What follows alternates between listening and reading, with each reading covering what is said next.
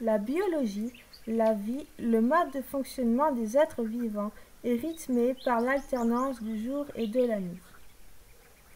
Les différentes espèces peuplant la Terre sont actives le jour et ou la nuit. Par exemple, certaines chouettes et hiboux, des chauves-souris, les papillons de nuit, le loir, le lérot, la genette sont essentiellement nocturnes. Certaines espèces, telles que le chevreuil, le sanglier, le renard, le rossignol, les crapauds et les grenouilles, sont actifs de jour comme de nuit. Cette alternance naturelle jour-nuit est perturbée par l'éclairage artificiel installé dans les rues, les parcs, sur les parkings, le long des routes, au niveau des monuments, des édifices religieux, parfois même des sites naturels. Ces systèmes générant une lumière artificielle engendrent de la pollution lumineuse avec un halo bleuté ou rouge-brun au-dessus des zones habitées. La qualité de la nuit, de l'obscurité, est ainsi altérée. L'éclairage urbain a été mis en place afin d'être éclairé la nuit et ainsi faciliter les déplacements des habitants pour assurer la sécurité des personnes ou encore mettre en valeur certains bâtiments, voire des sites naturels. Quel est l'impact de l'éclairage public sur les animaux, les plantes, sur l'être humain au niveau de leur biologie, de leur comportement ou de leur mode de vie? Que se passe-t-il lorsqu'une plante est exposée à l'éclairage artificiel toute la nuit ou durant une partie de la nuit? Y a-t-il des effets sur la santé humaine?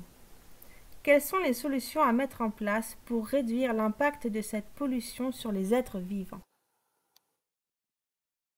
Pour répondre à ces questions, je rencontre Michel, en région Lorraine, qui fait partie de l'AMPSEN et qui a accepté de nous éclairer sur les différents impacts de l'éclairage artificiel sur les êtres vivants et de nous présenter les solutions mises en place par l'AMPSEN. Bonjour, est-ce que vous pourriez vous présenter?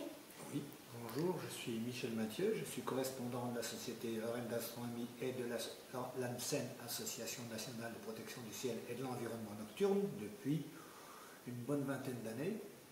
On se bat depuis toujours sur les problèmes de pollution lumineuse, essayer de faire comprendre aux gens les cumulations de pollution, pas que la lumière, dans notre monde actuel, et essayer de faire modifier, très difficile, cette pollution. Alors l'Association nationale de protection du ciel et de l'environnement nocturne, c'est la seule association depuis de longues années à faire passer des décrets, à travailler avec le ministère et à faire passer des décrets et des lois. Toutes les lois qui sont passées sur la pollution lumineuse, c'est dû aux travaux des gens de l'AMPSEN. Pas moi, mais des gens qui sont sur Paris, qui travaillent pour l'AMPSEN. Et l'AMPSEN, on est à peu près plus de 3000 correspondants sur le territoire national. On fait passer les concours villes et villages étoilés aux villes qu'ils veulent et aux villages qui le veulent. On a à peu près 13 700 villages d'éteints en France, donc c'est-à-dire le tiers des communes françaises. Et sorti de là, les derniers décrets qu'on a fait passer, c'est les lois qui sont passées en 2018. On avait fait passer une loi en 2013, mais elle a été reportée jusqu'en 2018. C'est toujours abrogé, il y a toujours des problèmes au niveau de nos hommes politiques qui décident. Et depuis janvier 2018, là maintenant, la loi, c'est d'éteindre les lampes quand il faut, et de faire des économies d'énergie au maximum.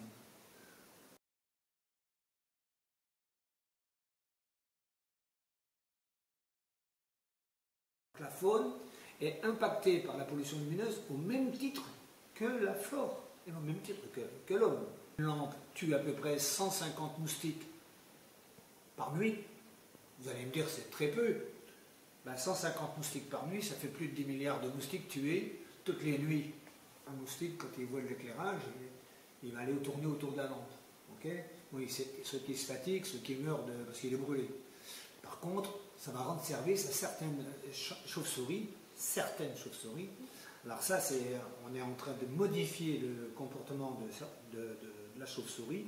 Là, par exemple, ça va être la ministrelle qui va chercher les moustiques. Donc, pour se nourrir, de moustiques, c'est un régal pour elle. Elle va autour de, ça ne la gêne pas la lumière, elle n'est pas lumifuge. Donc elle va aller tourner autour de lampadaire pour se nourrir de tous les moustiques qui sont autour. Mais par contre, c'est au détriment des autres chauves-souris, qui, elles, n'aiment pas la lumière. Donc il y a une variété, une espèce qui se nourrit et qui s'en sort, et l'autre qui s'en sort pas. Autrefois, sous des ponts, au-dessus d'une rivière, les vieux ponts, tout ça, on trouvait toujours les poissons sous le pont. C'est pas poser la question pourquoi ils sont toujours sous le pont et pas le long de la rivière. Si par exemple, moi je suis d'Épinal, Belleville, Épinal, qui pratique l'extinction lumineuse, si vous alliez sur les ponts le long de la Moselle, vous voyez tous les poissons, des groupes de poissons sous les ponts. Pourquoi? Parce qu'ils recherchent l'ombre, la lumière du soleil les gêne. Donc ils recherchent l'ombre. Au jour d'aujourd'hui, on éclaire les viaducs, on éclaire les ponts. Prenez le pont de l'île de Ré, c'est une horreur, moi je le dis. Alors l'oiseau migrateur, c'est aussi catastrophique de ce côté-là, puisque quand un oiseau il part par exemple du nord pour aller vers le sud, il va être dirigé, il se dirige comme vous le dites si bien, par les étoiles, avec le champ magnétique, et malheureusement, quand il arrive au-dessus d'une ville, s'il y a une ligne électrique, il y a un champ magnétique. On sait tous qu'autour d'une ligne électrique, il y a un champ magnétique. Partout où il y a l'électricité, il y a un champ, on appelle ça électromagnétique. Donc, ce champ magnétique si intense au-dessus de... oui, ce globe lumineux au-dessus des villes, c'est intense. Les oiseaux, quand ils arrivent là, ils sont perdus, ils n'ont plus le... Donc ils se posent. Ils se posent n'importe où. En outre, les zones éclairées réduisent et fragmentent l'habitat des espèces nocturnes fuyant la lumière, limitant ainsi leur déplacement pour aller chercher de la nourriture par exemple, ou rencontrer des partenaires pour la reproduction.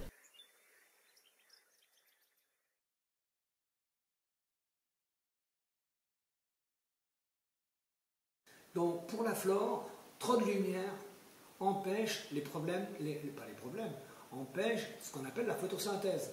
S'il y a trop de lumière, la lumière du soleil n'arrive plus sur les fleurs, ou sur les plantes, ou sur les feuilles au moment voulu, c'est-à-dire dans la journée.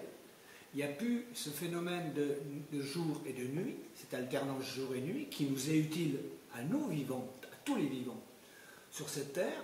Donc trop de lumière, la faune, la flore va s'en ressentir. Alors aujourd'hui, les études qu'il y a sur la flore, c'est des études qui datent déjà de 7, 8 ans, 10 ans, qui ont été faites par des cabinets allemands, par des laboratoires allemands. On s'est aperçu qu'on avait des arbres ou des fleurs qui fleurissaient hors saison, quoi. C'est-à-dire les feuilles, il y avait des feuilles qui poussaient sur un arbre au mois d'octobre, et on s'apercevait que dans tous ces arbres, il y avait des lampadaires dedans.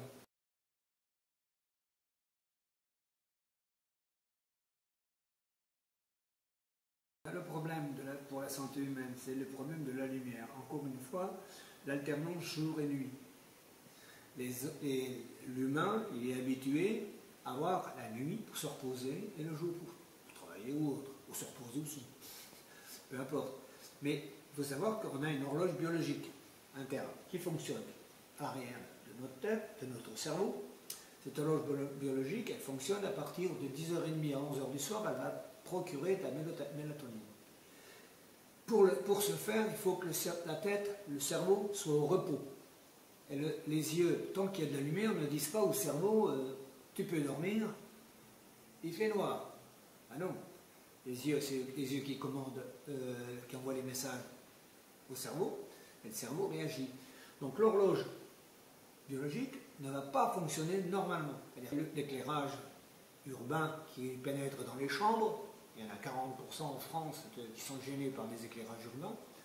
Donc cet éclairage-là va empêcher l'œil de dire au cerveau il fait noir nuit. C'est pour ça que vous avez des gens qui ont des enfants qui mettent des LED pas des LED, des veilleuses, pour que l'enfant dorme bien. C'est une erreur. Un enfant n'a pas besoin de veilleuse pour dormir, au contraire, puisqu'il va mal s'endormir avec cette veilleuse. Alors le plus dangereux des LED pour le vivant, c'est le LED bleu, qui donne dans le rayonnement bleu. Pourquoi est-ce que c'est le plus dangereux? C'est celui qui touche votre rétine. La sensibilité de notre œil, c'est le rayonnement bleu. Si on est dans le rayonnement rouge, il n'y a aucun danger. C'est pour ça qu'on dit toujours aux enfants et tout ça, de ne pas garder les téléphones trop longtemps. Pourquoi? Parce que ce rayonnement de la LED derrière l'écran est dangereux pour la rétine. Ça, c'est prouvé par l'ANSES, a fait un arrêté il y a 3-4 ans déjà pour les problèmes de pollution, de danger dû à la lumière bleue des LED sur votre écran de téléphone comme sur l'écran d'ordinateur. Y a-t-il un type de personne qui est plus sensible que d'autres au niveau des tranches d'âge, par exemple? Les tranches d'âge, c'est les plus sensibles, c'est vous, c'est les jeunes. Une personne au-delà de 50-60 ans n'est plus sensible. De toute façon, les dégâts, si les dégâts sont faits, sont faits. Nous, on a moins de dégâts parce qu'on n'a pas vécu 30 ans avec des éclairages comme ça. Le problème de l'éclairage, d'abuser de l'éclairage, c'est qu'on a des enfants qui sont myopes de bonne heure.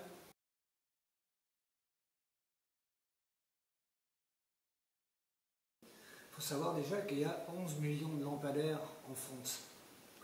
Alors j'ai dit 11 millions, c'est un chiffre qui peut avoir augmenté, puisqu'on n'a pas compris, c'est-à-dire les décideurs n'ont pas compris que à partir du moment où on mettait des lampes qui consommaient moins, comme par exemple des LED, les lampes consomment moins, mais on en met plus. Donc on n'a rien compris au truc. On n'a pas de solution miracle. Ce que l'on fait, nous, à l'ANSEN, c'est on explique aux gens les risques, les dangers de la pollution lumineuse.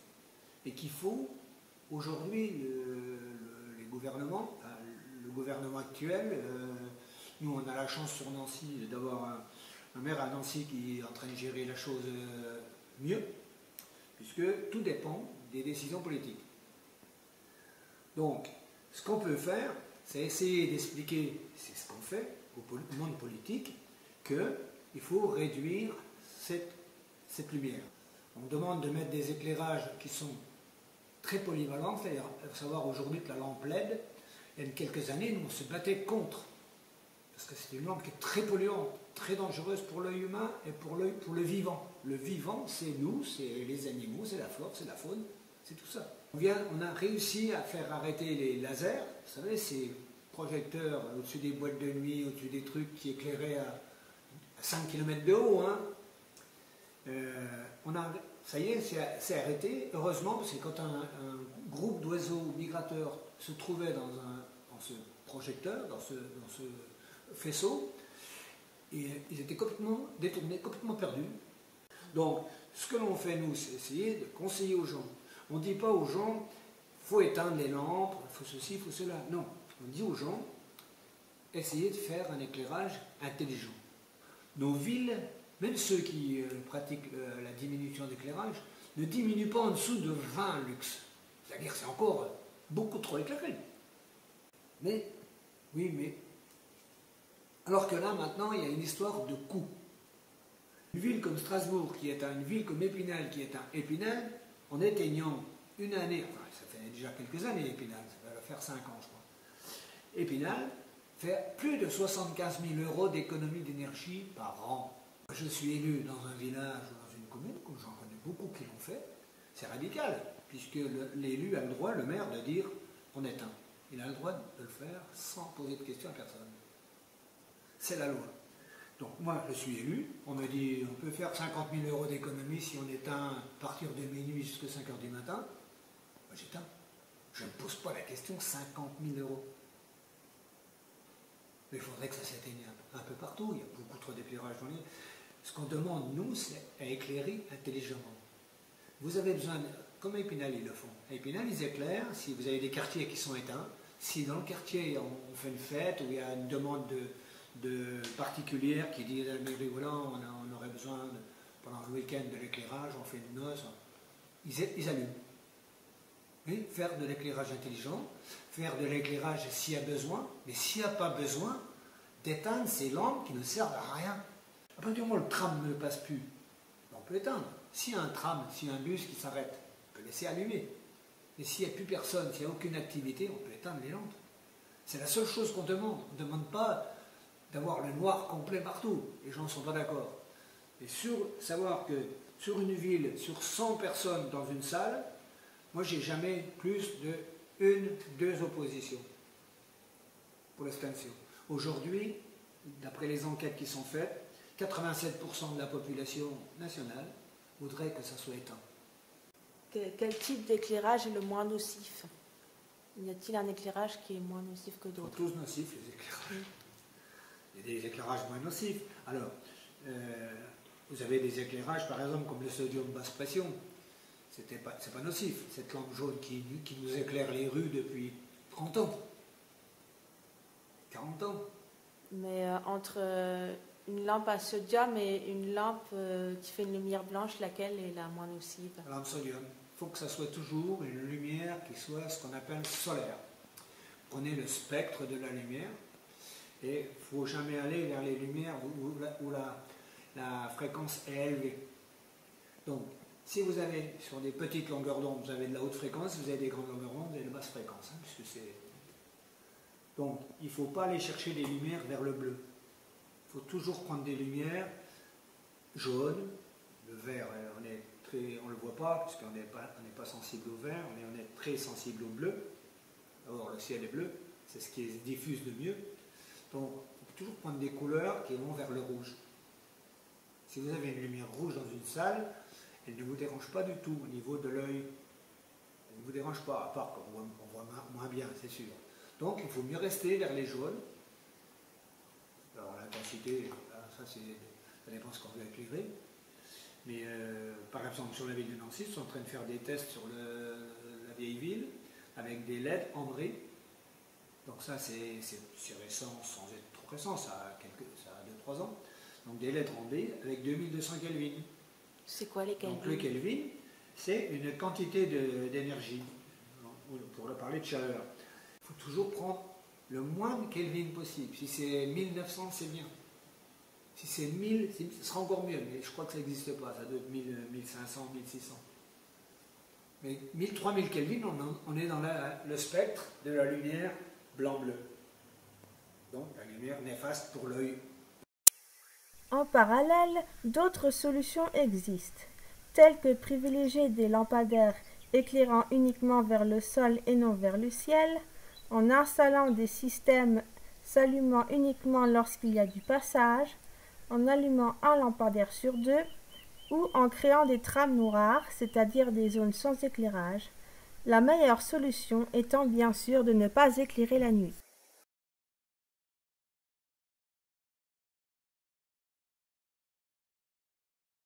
Alors, la sécurité, c'est un thème qui a été abordé il y a longtemps, puisque chaque fois que l'on parle d'extinction ou de diminution d'éclairage, dans une rue ou ailleurs, on nous dit, oui, mais la sécurité.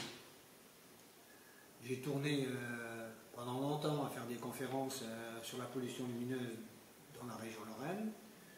J'étais souvent accompagné d'un gendarme. Par exemple, sur la région Messine, j'étais accompagné du commandant de gendarmerie. Et quand il y avait des problèmes de sécurité, je lui demandais d'intervenir. C'était plus son domaine à lui que le mien. Donc, le problème de sécurité, on n'a jamais réussi à prouver que les cambrioleurs se servaient de la lumière ou pas de la lumière pour aller cambrioler. Bien sûr, quand vous voulez cambrioler une pièce, il vaut mieux voir clair. Mais maintenant, on fait des lampes frontales qui sont très efficaces. Donc, les 3/4 des cambriolages, pas les 3/4, 90% des cambriolages chez nous sont faits la journée, soit le matin, soit l'après-midi, jusque 18-19 heures. Alors, vous allez me dire, il y a des exceptions, il y a déjà eu des cambriolages la nuit. Oui, c'est sûr. J'ai eu un cambriolage, pas un cambriolage, un vol de nuit près de chez moi, sur des camions de chantier. Ils ont vidé les réservoirs du camion de la nuit. Moi, j'habitais à 50 mètres, j'ai absolument rien entendu.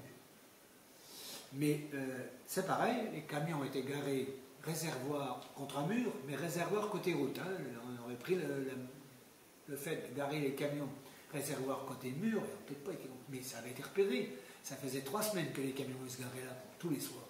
Donc ça a été repéré.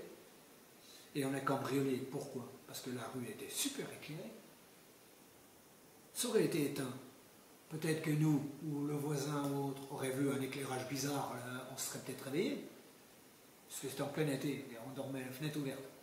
Les malfrats, le jour, vous pouvez être agressé n'importe où.